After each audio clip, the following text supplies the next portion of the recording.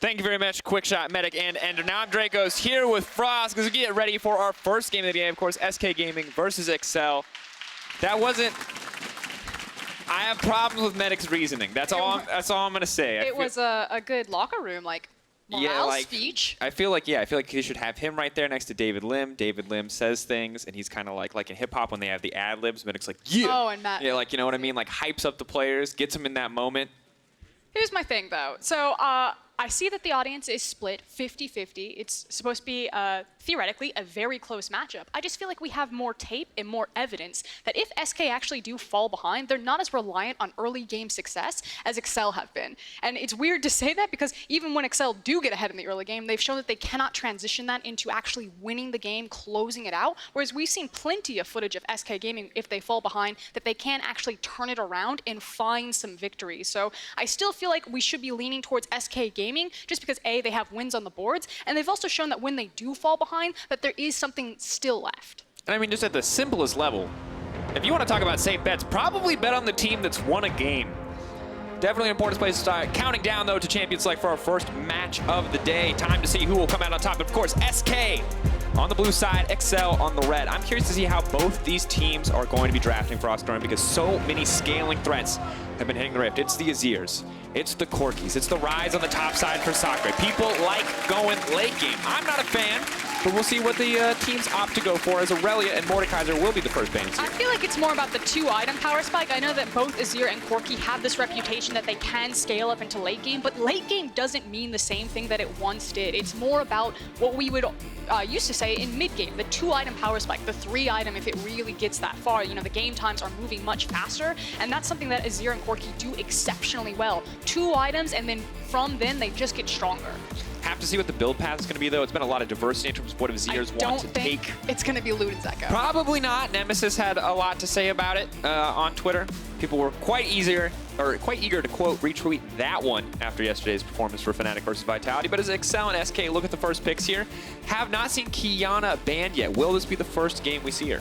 And I do want to kind of hone in on a couple of the players. As you say that, though, Qiyana is left open, so we'll see if Sacre or exceL take it. And I know that everyone's going to be talking about Caedral versus Selfmade. These guys are really the linchpin to how these teams find success, the hinge on which they swing. But I actually want to point out a couple of other names. Sacre, exceL, Jeskla, Crownshot. I'm kind of waiting for these guys to have their moment in the light. We know that there's the potential there, and that they can be the next superstars of the LEC, given time. And while I would love to follow up on that point, I completely lost what you were saying as I stared at the Qiyana that's not going to get locked in. Come on, I agree, audience. I was cautiously optimistic. Now, in a stunning turn of events, we will have a Corki versus Azir mid lane. I know everyone's shocked. Here's the thing. I've been talking to a couple of teams, and it doesn't feel like definitively anyone's ready to blind pick Qiyana just yet. Either that they haven't had the time on her, or they actually do think that in scrims there's certain matchups that aren't working for her. So I don't expect her to be a blind pick champion because I don't think she has the same flexibility as other champions in the game right now. And we will have to see how she functions in pro play, as you said. Team's taking the safe bet, and it makes sense. Obviously, if you're both these lineups both looking still to try and make it to playoffs, exceL will need to start winning games now, and SK obviously need to take every win they can get. exceL is a must-win opponent. It's going to be Ashe. Huh.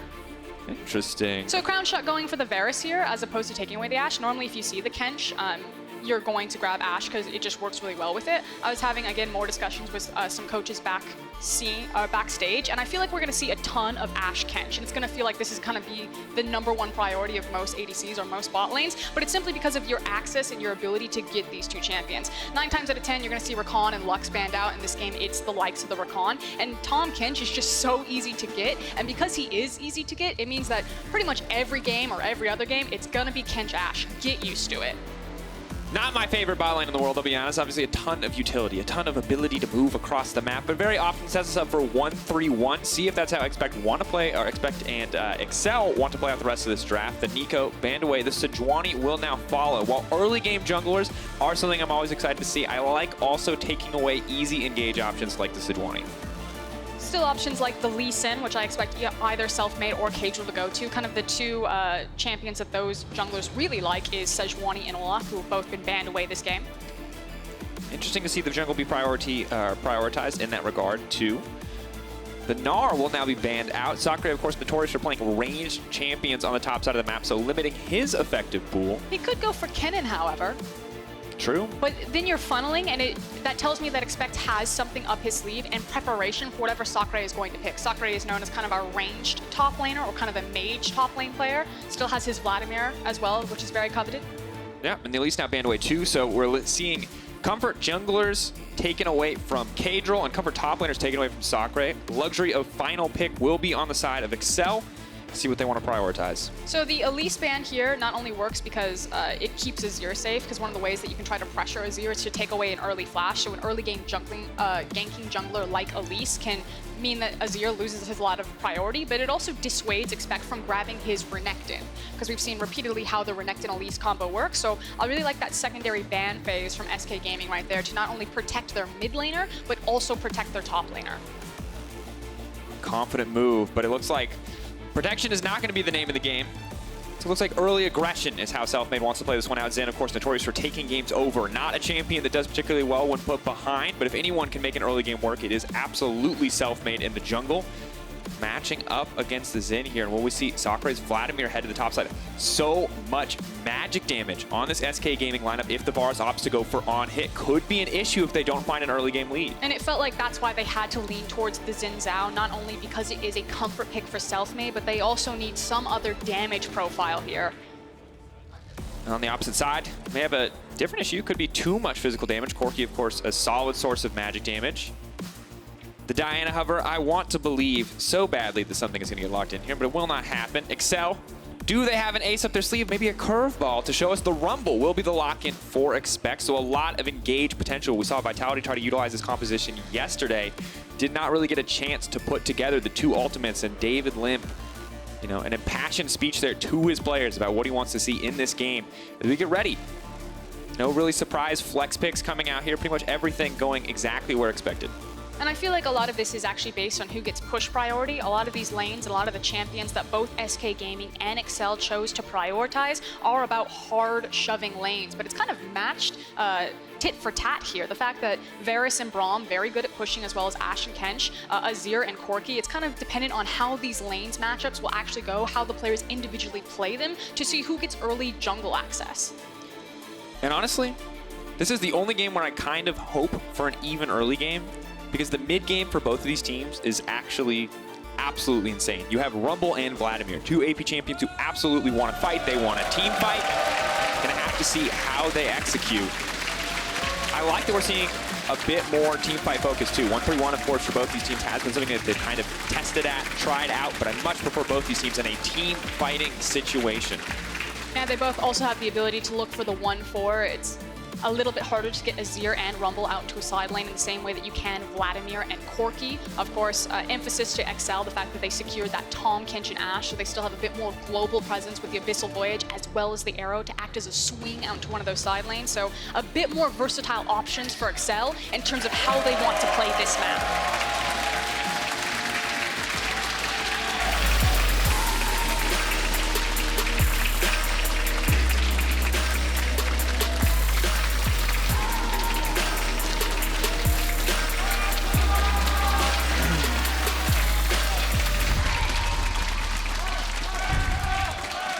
Here we go, ladies and gentlemen. It's time. SK versus exceL, our first game.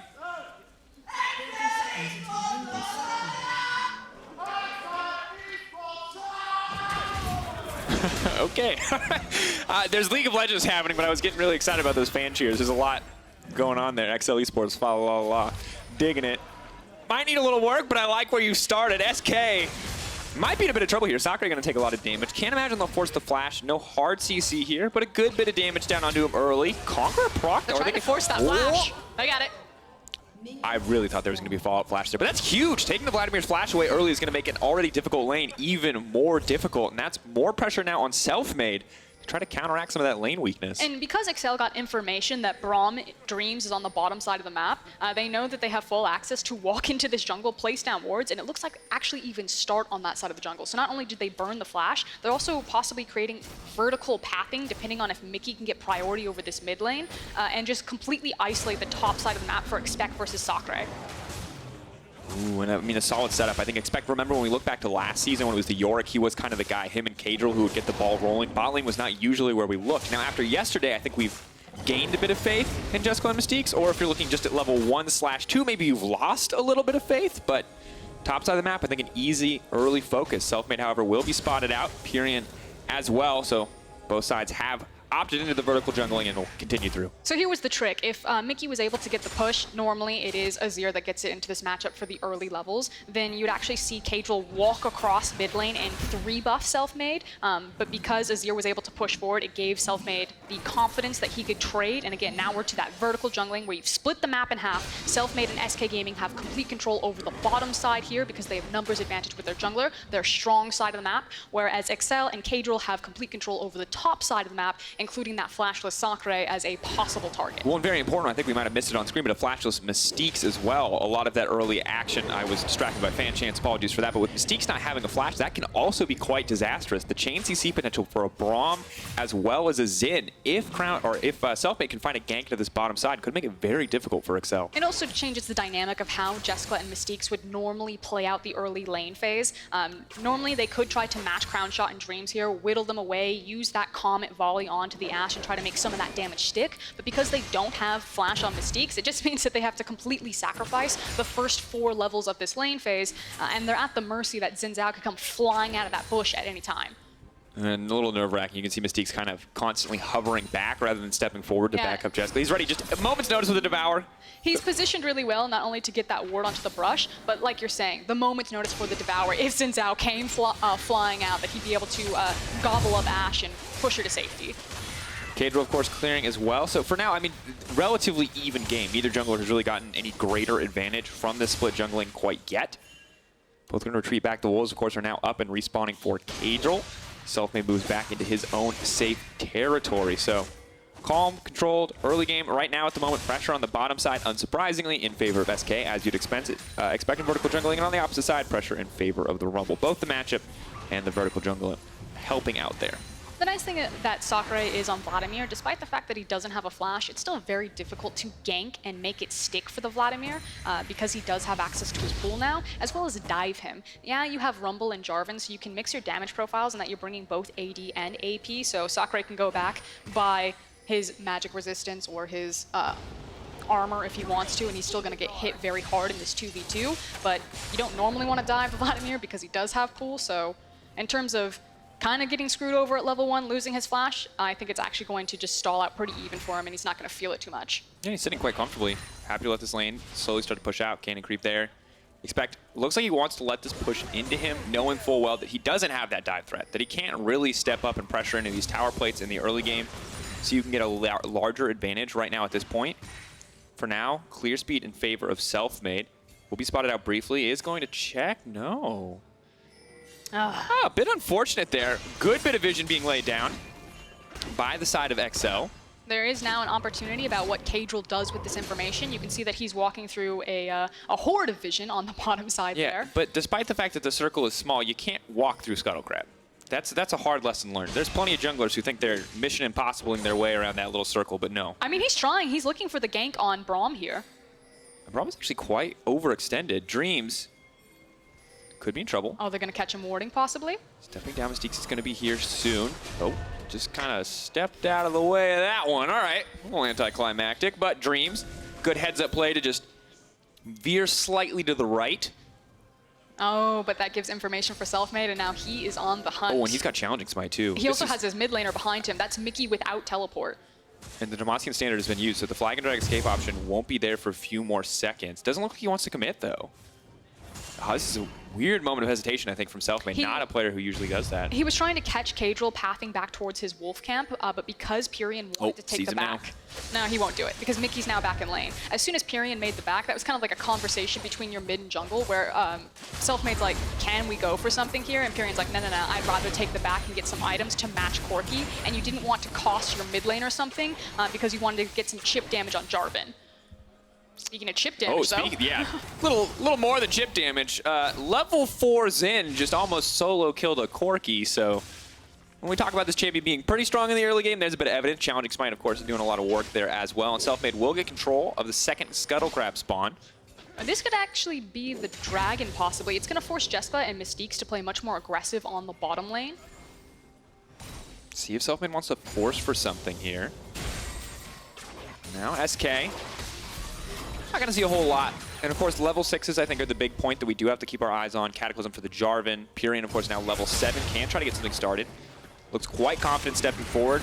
Will not be the Luden's Echo Rush that we saw yesterday from Dazuke. Will instead, it looks like be the Nashor's Tooth. And still, that ward. Fantastic investment. Is Selfmade going to walk into the brush at all? Is he? Wait. Ah! He clipped it! Yeah. The whoa from the audience is good there. And the thing is you never think, if you can like vaguely hear an audience going whoa and you're on stage with all that white noise being pumped in your head, that it's the ward you're walking past. You think someone's getting ganked, someone's trying to sneak an objective. You never think it's just a ward in a brush. I mean, I guess the silver lining here is what is that ward actually giving information for exceL and what are they doing with it? Because while it can be quite frustrating to see him just kind of high-five that ward every time he walks by it, they already knew he was passing the blue buff over to Pirean, so it hasn't given them quite the significant advantage that exceL would have hoped for.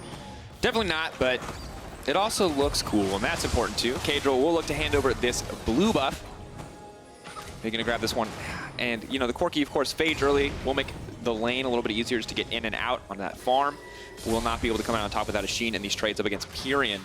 And Double Dorn, something we're seeing more and more from Azir, as we saw from Dazuke yesterday, and it feels like a little more commitment just to pressing an already advantaged early lane for the Azir. Yeah, and like you're saying, it's about that priority there to make sure that you can match the Corki, trying to figure out the build path as well as the keystone that they're going to be taking so that they can retain control over the mid lane, since it is going to be quite slow between Azir and Corki, and give them access to things like this Mountain Dragon. Absolutely does. Using the pressure bot lane, using the even mid lane to move forward here. Mystiques will spot this one out, but can't do much here on the Tahm Kench. You say that, but they do have Jeskla's arrow. Arrow does connect. Braum is just going to body block. The rest of the team is here. Flag and drag forward. Selfmade tries to buy a little bit of space. Locked up. That's going to be first blood. Now they're being knocked back. Oh, man. exceL getting 2 quick kills in exchange for the dragon. Tahm Kench coming in. Mystiques gonna try to walk it down. Crownshot should be safe under the tower, and well called, Froskurinn. Yeah, the dragon came out, but the big tell was expect having access to the TP. As soon as you know that Rumble has TP and access to ultimate, 100% exceL we're going to try to take that team fight, as Mystiques is not done. One man on a mission. You thought Rakan was the only playmaker. Oh my god, Jarvan's he's on the actually way. just gonna walk him down. He doesn't need Jarvan. Here we go. Supportal combat. Get him. Where's Doa at? Bring him back. You can't. Mystiques is a generous Tahm Kench. You bring it back. I mean, Mystiques is bringing it home right now. Mystiques. Yeah, that is not a 1v1 I would ever want to experience. That was unfortunate for Crownshot, but now 2 quick plates, easy pickup. Dreams isn't even going to step forward to cancel that back. He's not interested. And this is a good start for exceL. Yeah, and again, it's the fact that look at where Rumble is. Expect is like zipping down there. They know that the dragon was started, and unfortunately, he's just not there in time. But it was always going to be their intention that when SK went for the initial group up, that they were going to try to find their team fight because they have big team fighting ultimates. The Ashe arrow, the Jarvan Cataclysm, the Rumble ultimate. So yeah, they lost the objective. They only picked up a couple of kills. I think Mystique actually picked up one of them, so the goal didn't quite equate where you wanted to. But it's That's what it sounds like. It's about sending a message. If you've muted the stream, you can't hear that either, so I'm not really helping, but that I felt that needed a moment. Give me your best tongue smack. That's that right there. That's my best. That's ooh, eyebrows. Tahm Kench, balanced champion. Oh, all right. Of course, exceL, guys, early game. Now, I'm going to be honest. We cherry-picked a little bit to find the best exceL early game stats, but they're against 2 of the top teams in the league. But you can see exceL have the potential to get rolling early. You saw it versus Fnatic, you saw it versus OG, and now you're actually seeing it here versus SK as well, and I think this is something we have to keep our eyes on. It's about moving the goalposts when you have a team that's 0-7. You're like, okay, give me their stats on the 2nd Tuesday of last month when they had a lead for 15 minutes. Okay, we're not that bad. It's 2 specific top teams.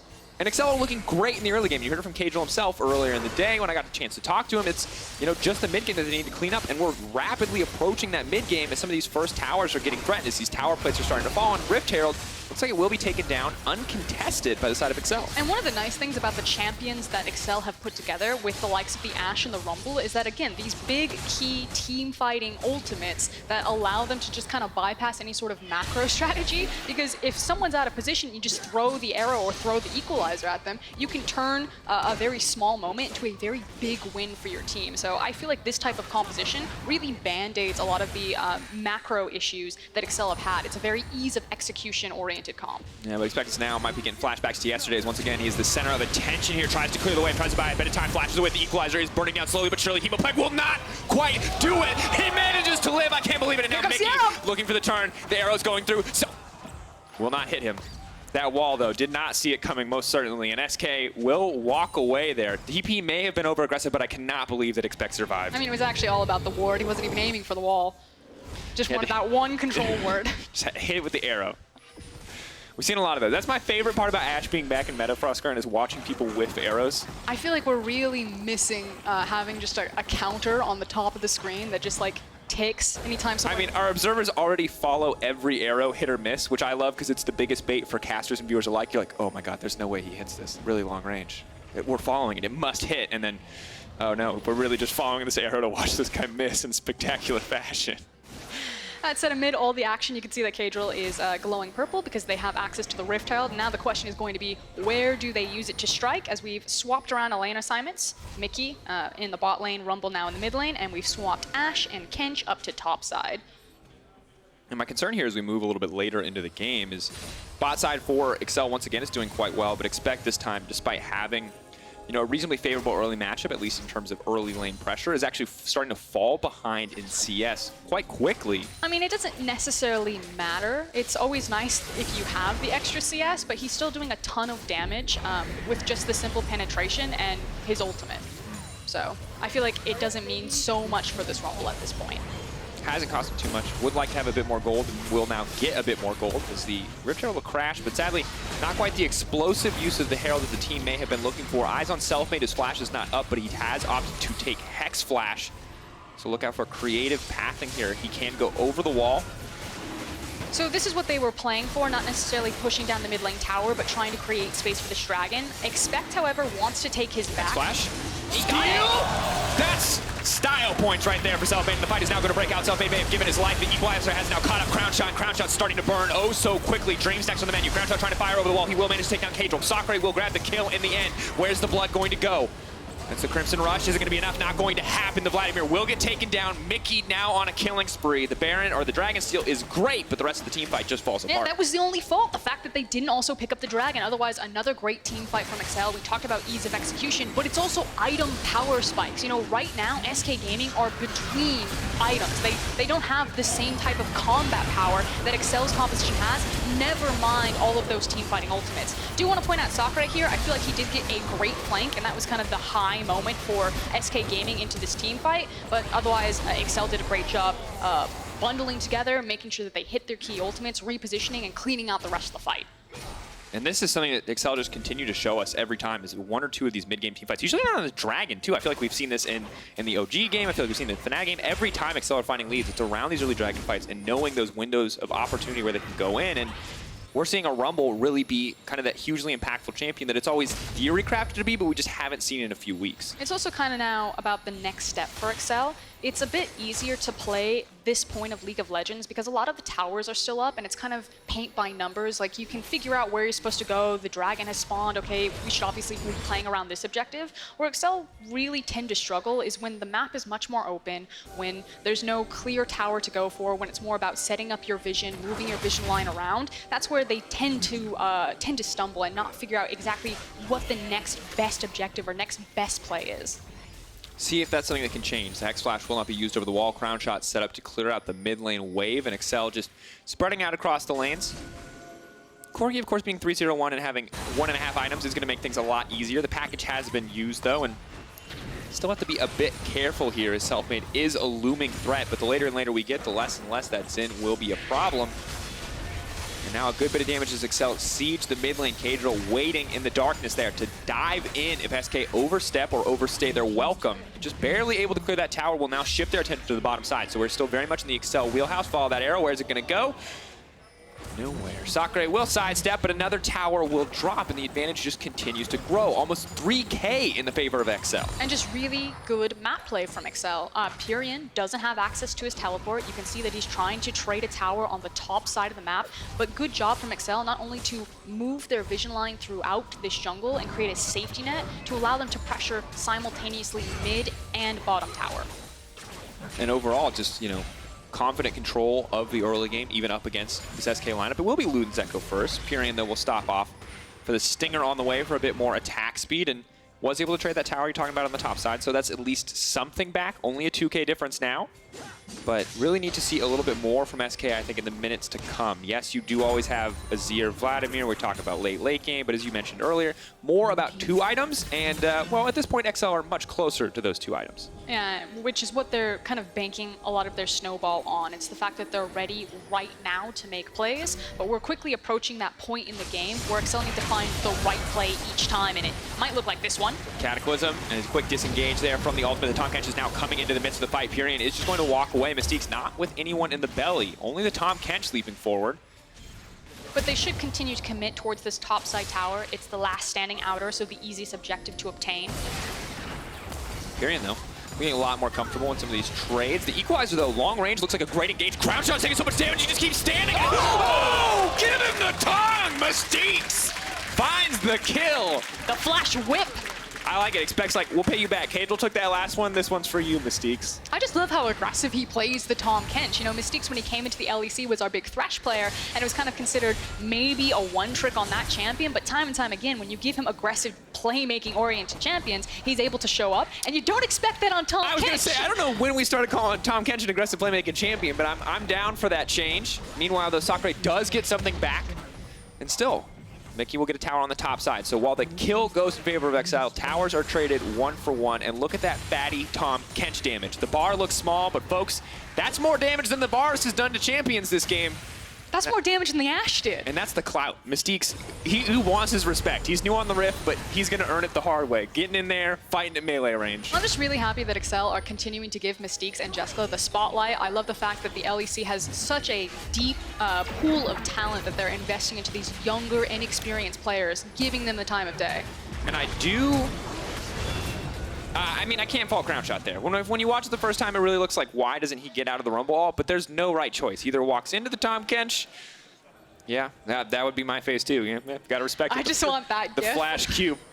Yeah. And every time Tahm Kench just completely sucks all the fun out of a game, it's just you play that one. But it's in a different way, and isn't that great? It used to be from eating people or eating allies, now it's from eating enemies. And exceL will grab another dragon. SK were floating around, maybe looking for the contest here. Could try to turn and look for the fight. Only a level 10 Varus, however. Only one item, a little bit extra. But this is the pressure point. We knew that exceL could do this. Their early games have been pretty strong in the coming weeks. So they have the gold lead. They have all of the items that they need. 2 items completed on the Corki. He's going to be hitting like a truck. They have all of the big team fights to force fights, to force objectives. Now they need to actively do it. Whereas SK Gaming want to slow this game down a little bit, get to that 2 to 3 item, particularly on the likes of the Varus, and just kind of wait for Vladimir to take over in these 5v5s. Now to see where they look for the setup on the side of exceL to try to keep this game rolling. As you already mentioned, Froskurinn, mid-game is generally where this team falters with all 3 of the towers down now. We're officially into mid-game. Baron is now up and available. Will they go for that objective? Will they go for some of these tier 2s? It is really all eyes on exceL at this stage of the game to try to solidify this lead, to try to extend this gold advantage. The nice thing about exceL's comp is, unlike some of the other LEC comps that we've been seeing, it's not just, you know, 5 damage threats. They do have a bit of actual tankiness between the Jarvan as well as the Tahm Kench potentially. So starting up an early Baron isn't as punishing because they do have someone that could theoretically tank it up. And good damage sources as well. Corki, of course, shreds through. This Ashe build, not necessarily the highest immediate DPS as you might see on the Blade of the Rune King Runaan's build, but this is the Essence Reaver Trinity Force. If you're not familiar with it, lots of cooldown reduction, lots of poke. And the big difference here is the fact that it's the previous Ashe build is more about a 3-item power spike, whereas this Ashe build is more about a 2-item power spike. And the game is really decided, a lot of the LEC teams believe, on 2 items. So this Ashe build is more about the poke damage, as well as kind of spiking and peaking exactly when you want to at very critical moments in the game. And my favorite part about it is you get a lot of CDR, which means a lot more Ashe ults, which means in theory, if you're hitting them, a lot more quick picks for the team, which does make things easier if you're on the side of exceL.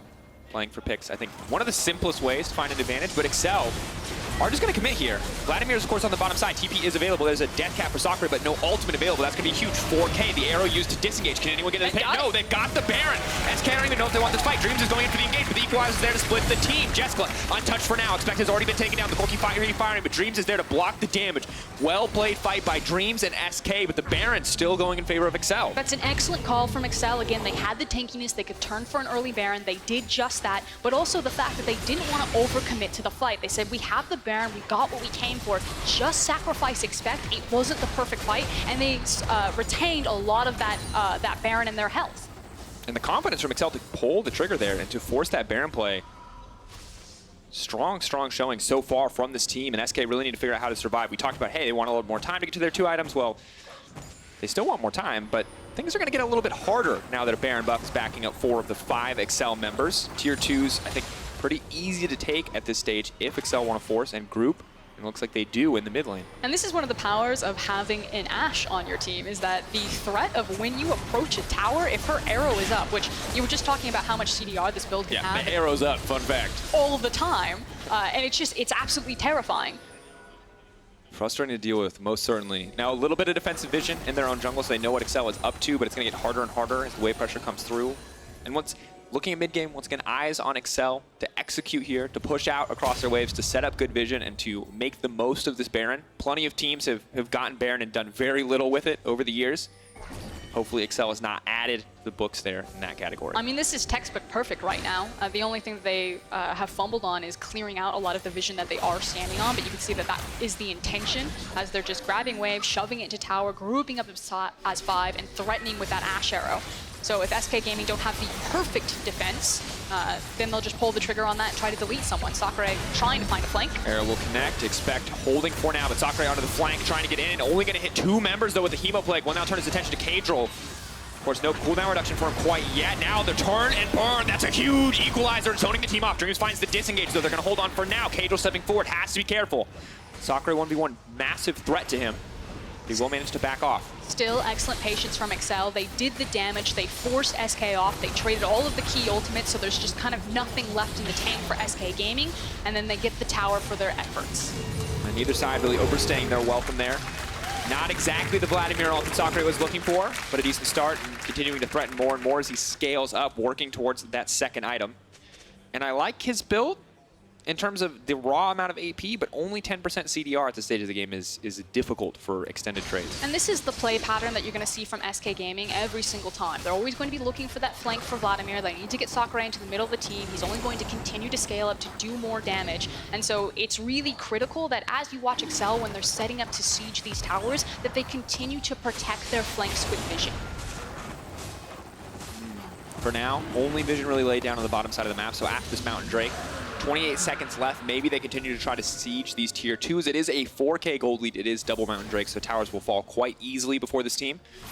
However, as you mentioned, vision needs to be set up. Really only Mickey safe right now in terms of map vision. The rest of the team has to pay respect to the potential for a flank here. Selfmade still scary in terms of individual 1v1s. AD carries still have to respect that. I really like the fact that Mickey, third item, went for the Hex Drinker here. So he's now just completed his second tier boots for the penetration, but he's doing so much damage on 2 items, and then now also having the MR to his name, since his potential matchups are both the Azir and the Vladimir, but more importantly, contesting Sacre. Now SK Gaming can no longer just leverage sending that Vladimir out into a side lane and just trying to create a very obnoxious pressure point, since I think Mickey can just beat him in an extended trade. And honestly, I really just love seeing the IE second instead of the rapid fire cannon second. Rapid fire cannon, that single auto, always feels so good to poke before fights. But these fights aren't really about poking out. They're about doing as much damage as humanly possible in these scrappy duels. And I feel like IE is just always going to give you more bang for your buck if you're throwing out a lot of autos in those fights. But now the TPs are coming in, willing to commit this one. Only from the AD carry, though, from Jeskla. Now the siege is starting up. This is the vision you were talking about, Froskurinn. So at least a decent amount of vision on the flanks. See if SK can find a path through and find a way into the back line in the fights to come. This is every improvement that exceL fans wanted to see from their team. Look at where their offensive vision is, the fact that they're placing multiple control wards, that they're clearing out all of SK Gaming's vision from the jungle that they're taking over. They're pressuring towers and lanes around their protective vision. It's just very textbook League of Legends. Very clean. Of course, in the meantime, though, while they're making a play over here. Oh, man. But who's going to TP to it, Pirean? Wait. Is that the same blue buff ward that's been there the entire game? Wait, no. It's not there anymore. Is it there? It's still... Is that this? It's not a control ward. It's a trinket. No, there's a control ward right there. Oh, I see. And I'm wondering if it's the same exact control ward. And see, I should have been tracking this in the entire game. This stuff like that makes me happy. If that blue buff and control ward is the same one, it has survived longer than majority of LEC players in most games. Yeah, that's true. The Immortal Ward. I'm going to pretend it is, for argument's sake. Someone's going to call me out and ruin it because they've got pro view and they can see that it's not. But I'm going to say it is. Live on, little ward. How long does it have to survive before we name it? 40. If we get a 30-minute game, 35-minute game, we can name it. Okay, 4 minutes. And we'll name the ward. Three minutes now. All right. But focusing up, SK once again, if you're wondering, hey, why aren't they making any crazy plays? They're chilling. They're waiting. They're not in a position where they really need to do much. Sacre is continuing to farm, and we've all played it against enough Vladimirs to know, a few more items under his belt, and they'll just start one-shotting the back line. But not there quite yet. Pirean taking a lot of resources, too. I like this. They know that Selfmade's going to fall off, so they stop giving him as much jungle, and they instead start pouring it into the Azir. 2 items now for Pirean. Mickey scares me sometimes. You could just see him looking at opportunities. I'm like, it's not worth it, Mickey. You don't know where anyone else is. But this is how you get on Reddit, is you go for the crazy plays. Not right before Baron spawns. Sadly, the Gatling gun procking out there. So they got Sacre's teleport, but I don't know if they know that they got Sacre's TP. Oh, will not connect. I have confirmed, ladies and gentlemen, for those keeping track of the pink ward we were going to name. It is a new pink ward. It is not the same pink ward. I'm sorry. We will not name it. We can still name it. No, 30 minutes. Okay. Pink ward has to survive 30 minutes, then it gets a name. It'll be immortalized forever. We'll commission a Tahm to draw a picture of it. That will be the new status quo here at the LEC. Shout out. Shout out, of course. SK, though, posturing around this mid lane. All about mid-priority. Frosco, it is Baron setup time. Lay it out for me. Well, before we do that, it's actually really dangerous for SK Gaming right now because, again, they lost Sacre's TP and they didn't get the engagement. So you see the desperation from SK Gaming right now. They want to force the fight, and they just expended 2 key ultimates there. The Varus ultimate as well as the Braum ultimate because they lost so much map pressure because Sacre can no longer just piece out to a side lane. And Mickey's like, ha ha ha, I'm just going to go out here. So SK Gaming, they've run out of time. They have to do this. Trying to buy a bit more time, throws it down, a lot of good damage going in, but Sacre just does not do enough. Jeskla is just going to go golden, buys a bit more, is going to walk away. Pirean can't get anything back in the meantime. Eyes on the bottom lane. All that matters is Mickey and that TP. If SK want to make this an even trade, they have to force Baron right now, or they are just going to lose everything for nothing. This is disaster. SK Gaming backs against the wall, again, from desperation to desperation, like you're saying. They have to go for this, but this could lose them the game. We are on the cusp of exceL's first win in the Summer Split. Oh, that is a massive equalizer. It is going to deter the Baron. Can they burn it down? Is it going to be enough time? He will get it. SK and Selfmade will get the Baron, and can they walk out alive? We've got to go back. It's 80s flashback vision, folks. I'm not sure what's happening, but it doesn't matter because SK are making it away, and it is Mickey versus the world. Time. The backs are canceled. 1 tower down. That's going to do it in heroic fashion. It is the Corki. It is Mickey, and he is going to end the game. exceL take the win.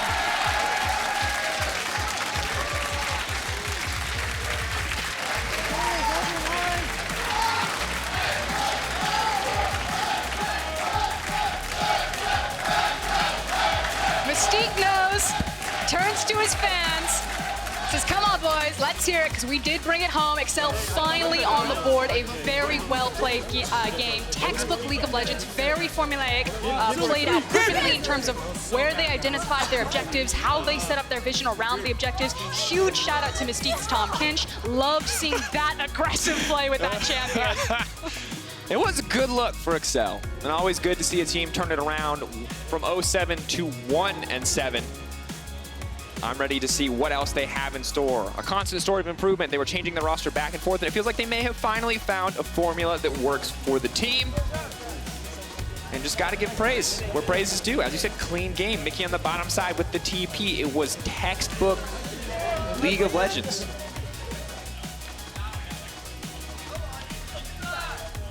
But on the opposite side for SK, of course, bit of heartbreak. This team went from, contending in playoffs. We heard it from Selfmade at the end of the split. Hey, being a mediocre team in playoffs is nothing to be proud of. And that kind of attitude we thought would carry through. We thought it'd be the difference maker, and we thought we could expect more from SK heading into this split. But for whatever reason, they have not been able to find their footing. And now they're probably wondering, hey, it's probably better to be a mediocre team in playoffs than a mediocre team out of one.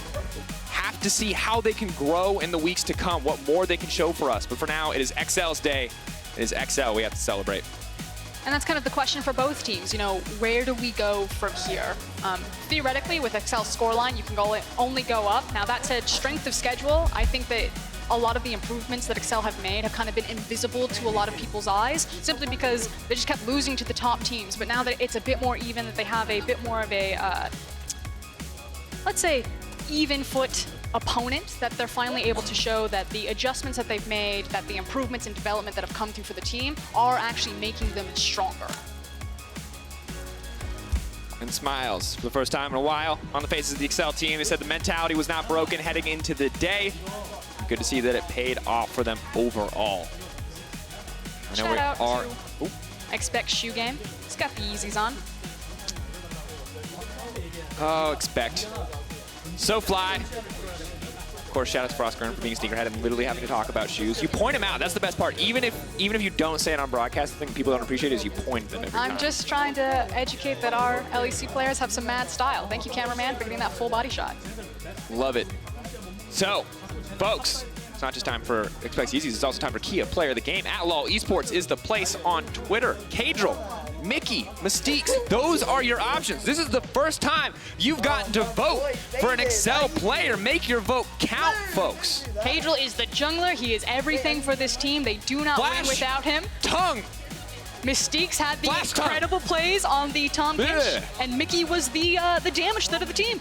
All right, those are your choices. But to get more insight on exceL wins, let's talk to Medic and Caedral.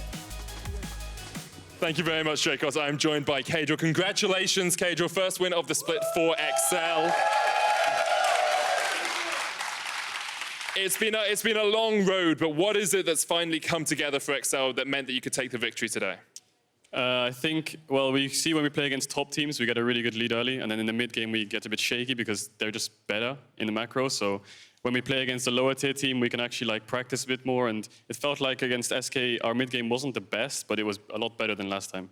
Okay, so it was mid-game decision-making that really sort of accelerated you into a victory. I want to come back to that sort of SK being a lower-tier team. If you weren't 1-7, say we were starting the split right now, where do you think you'd rank exceL in the midst of all the teams?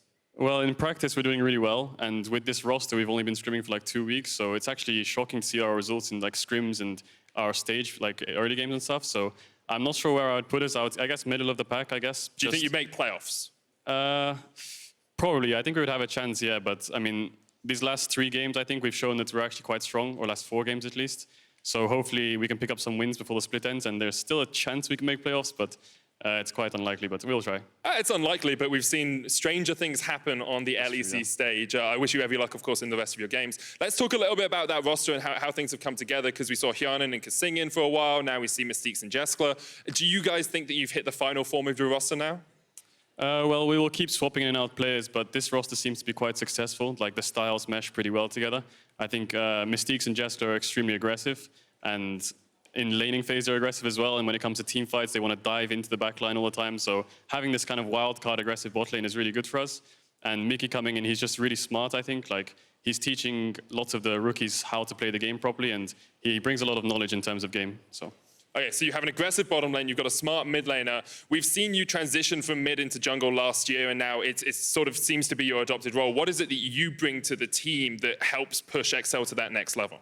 Well, in stage games, I guess the first 15 to 20 minutes, I'm most of the voice. I just decide where the plays are made, and I'm the shot caller, I guess, early. Then when it comes to mid to late game, it transitions more to me, Mystiques, and Mickey, kind of, and everyone puts their role. expeC talks about TPs and stuff, and Jeskla talks about team fighting, but for me, I'm just sort of the leader in game in the early stages, and then when it comes to the mid-late game, we just need to become more of a team. It sounds very much like a team effort. Before we go to a break, is there anything you want to say to all the exceL fans out there who've been waiting for so long for your first victory? I just like feel really apologetic that we're 1-7. It really sucks because I thought coming into the split we would be really strong because we ended on a high note last split. But we will definitely pick up some wins here and there, and we will definitely give the top teams like a run for their money. So thank you for supporting us. I'm looking forward to it a lot. Thank you very much, Caedral. We'll be back with Misfits and Vitality after this break.